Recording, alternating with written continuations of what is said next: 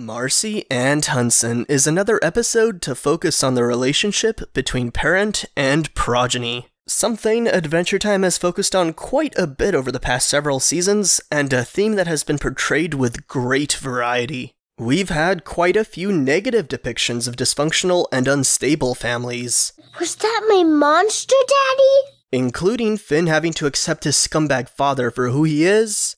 Yeah, I met my bio dad once too.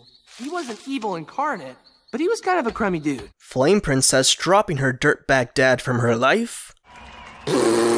And most recently, Bubblegum having to wage combat against her created relatives who have returned with a vengeance. We also have had positive depictions of family. While Finn's mother was extremely overprotective, she was also immensely loving. BMO unknowingly improvised a story about how much joy Marceline shared with her mother, a story that rang very true to reality for Marceline. Even in the very next episode after Marcy and Hunson, we are reminded just how much Finn and Jake ultimately loved their parents, and vice versa. I would love to eventually return to this topic and explore all the ways Adventure Time explores the bonds between parent and progeny, but that will be a video for another day. Definitely writing that idea down for later so I don't forget it. While Marcy and Hunson is another such episode to explore these bonds, Hunson's place in Marceline's life, I would say, is much more of a gray area than any other familial relationship we've seen. In many ways, Hunson Abadir shares aspects of both Martin and Flame King. He was missing for most of Marceline's formative years, and he's a selfish dude who places his enjoyment over the concerns of others. He has major empathy issues. However, unlike the two aforementioned dirtbag dads, Hunson Abadir appears to legitimately love Marceline, though perhaps in his own unique and somewhat messed up way. Although it became a much more, let's say, healthy love about halfway through the show when Hunson stopped trying to control Marceline and chose to support her with whatever she chose to do. As we see a lot in this episode though, Hunson continues to be a self-centered, oblivious idiot who wants everything on his terms and continues to lack emotional maturity or social awareness. This makes it difficult for Marceline to have a functioning relationship with her pa, although she sees enough goodwill in Hunson to continue trying. After this episode, it seems rather unlikely for us to revisit Marceline's past yet again. Possible, yeah, but I doubt it will happen. Many people likely expected this episode to focus more on the past than the present, to offer more details in the timeline that is Marceline's early years, perhaps even more information about her mother. These stories may forever remain untold, however, and open to our imagination. Personally, I do think it's silly to expect every fine detail in a story's lore to be inked in. Some people demand as much, but an enthralling work of fiction only needs to offer enough to stimulate the mind. Sometimes, less can be more, although obviously the reverse can be true. Sometimes more details do help build more well-rounded worlds and characters. Personally, I would still love to know how exactly Hunson and Marceline's mother had their relationship start and develop. A goofy scumbag and a kind-hearted person falling in love is something we've already seen, but if anything was to provide a further character study on Hunson, I think it would probably be the period of his life he spent with Marcy's mother. It can be fun in its own way to not know everything and to have pieces missing for our imagination to fill, but that thirst for answers, such as answers to how Marceline lost her mother, and many more, obviously that thirst won't be quenched when all you got is your imagination to work with. So I guess when it comes to wanting more details on Marceline's early years and her mother and Hunson's relationship to her mother, I guess I have a mixed bag of feelings. At this point, it's really not necessary, it's not vital by any means, but I would love to see it still. As far as the past goes, this episode offers us very little. However, we do get definitive confirmation that Simon was in fact the one to summon Hunson after he made the choice to abandon Marcy. I'll arrange for someone to come take care of you. I'll make sure he doesn't leave.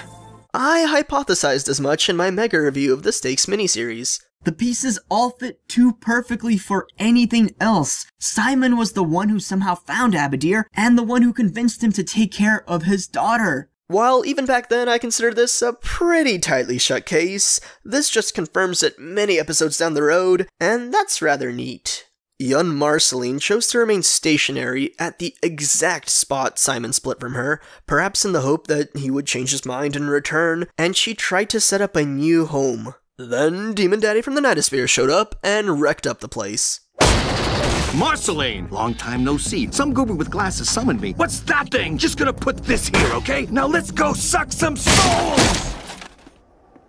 Abadir does say, long time no see, implying this is not the first time Marcy and Abadir met. Although, for all we know, Marceline could have been a baby last time Hunson happened to lay eyes on her. If anything, this little remark continues to raise more questions than answers, true to the typical Adventure Time style. While this episode's name is Marcy and Hunson, this episode actually begins with Finn, Jake, and none other than Peppermint Butler. Pep-Butt decided it's time to craft Finn a new sword due to the return of Gumball and crew, and he put his knowledge of the dark arts to use. The whole reason for Hunson's summoning is to imbue the new sword with Nightosphere magic, giving Finn another cursed sword. Pep-Butt claims the new blade will work wonders to an even greater degree than the grass sword, though I personally think Pep-Butt might be exaggerating a bit. After all, the grass sword did take down an elder god. Although, the night sword is able to shackle Hunson's powers entirely, at least when paired with Peppermint Butler's dark art spellcasting knowledge. How Finn Mertens will utilize the blade against non-demonic entities is something we will have to eagerly await in future episodes. And it's very much worth noting this is the same sword which appeared in the title card for the episode Orb, and was also seen within that episode. The dreams in Orb were super duper prophetic, as if that wasn't already extremely obvious.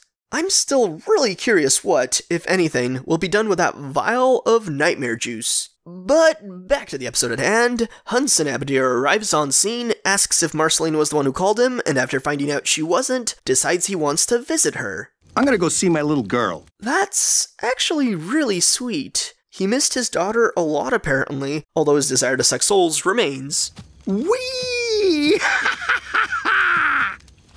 Time to suck some souls. The magic cuffs cast by Pep-Butt keep him in check though, and we're off to Marceline's house. Walk, walk, walk, not suck, suck, suck. Walk, walk, walk, not suck, suck, suck. Hey, could you stop saying that, please? Finn and Abadir share some fun, though for Finn rather uncomfortable dialogue about Marcy. I'll edit this bit to make Finn's answers easier to parse. Is she still all goody-goody? Yes. This bit needs no comment. Still half vampire? Yes, but no. Then yes again. That's a fun little callback to everything that happened in Stakes. Started dating anyone? Maybe? Could Finn perhaps be catching on to something that has had a steady slew of hints for ages now? Maybe his answer has to do with tiny obscure details like the one that happened just 2 episodes ago? Who knows? Nudge nudge wink wink. In addition to Hunson wanting to see Marcy, I found it sweet how he nearly got cold feet at her door. While Hunson Abadir is an idiot, he does have enough self-awareness to realize his actions often anger Marceline. It just seems like no matter what I do, I always tick that girl off. At least Hunson has more awareness than Lumpy Space Princess. I don't know what it is. Though, perhaps not that much more. Marceline is quizzical and apprehensive of the whole shebang, and knows having Hunson around is unlikely to result in anything good, but she tolerates her dad enough to let him crash at her place. She's also wearing Bonnie's sweatshirt. It's the one Princess Bubblegum wore during the Stakes miniseries. Make of that what you will. Nudge nudge wink wink. So Hunson continues being an annoying weirdo. He wrecks stuff around the house, and thinks that giving people junk they don't want makes up for it. I happen to know what it feels like to be in Marceline's shoes here. I know what it's like to have a parent who thinks they're enacting in goodwill, but are actually just being excessively frustrating. Marcy's patience is simply at an end with her dad's shenanigans. Even little things will set her off. Something I very much can relate to. It's aggravation fueled by years of dysfunction, poor communication, and button pushing. Although Hunson takes it even further by just being a dick on top of it all. I'm gonna need a place to sleep tonight. Do you have an air mattress? Yeah. Great! You can sleep on the air mattress and I'll sleep on your bed. Due to Finn and Jake not being great at picking up on cues, Abadir finds out about Marceline's solo gig and the gang takes off to the Ghost Amphitheater, with Chicle in tow trying to sow discord. Oh yeah, that Sentinel from Always Be Mo Closing turns out to be Chicle outfitted in a special camo suit that not only grants him invisibility, but can also disguise him into other classes of beings. In this episode, we get Ghost Chicle. Hey, what you got there, peanuts? I very much enjoyed Marceline's song in this episode. Slow Dance With You is a smoothly haunting and incredibly catchy song. I found myself humming it many days after watching this episode, and even now as I'm composing this review, I find myself humming along to the tune. I'd say Slow Dance With You has sapphic undertones, except that they're really not undertones. The fact that the song is about a girl wanting a romantic relationship with another girl is overtly in the lyrics. It's a song filled to bursting with sapphic overtones. Even the creator of the song stated clearly what her intention was behind the lyrics. And of course, Slow Dance With You generated a lot of amazing fan art. Just gonna give some breathing room here so y'all can appreciate these, and so you can pause the video if you want, so you can write down the artist's handles and look them up later. So, amidst Marceline's amazing performance, Hunson acts like a pompous jerk and gets right into Marcy's face. Acting like your standard overzealous parent on television isn't enough for him though. He even jumps up on the stage and makes remarks anybody would find embarrassing. I made that!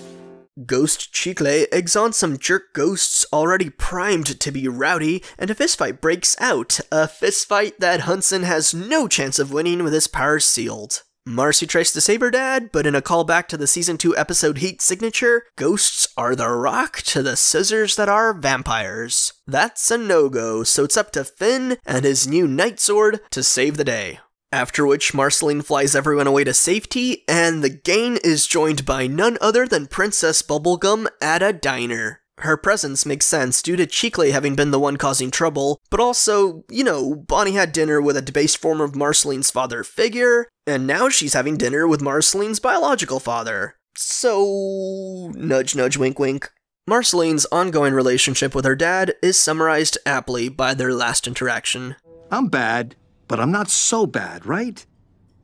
So when are you gonna have some kids? Dad! I love how Finn is having none of it based on the expression on his face. His patience quota for dirtbag dads is also pretty low after everything he experienced. The episode gave practically no new answers regarding the past, but I think it was a really fun time in the present and examines a rocky parental relationship that manages to maintain because both sides still have love for one another. I really liked this episode. It had the right amount of heartfelt moments mixed with great humor and fun, as well as what is probably my favorite Marceline song.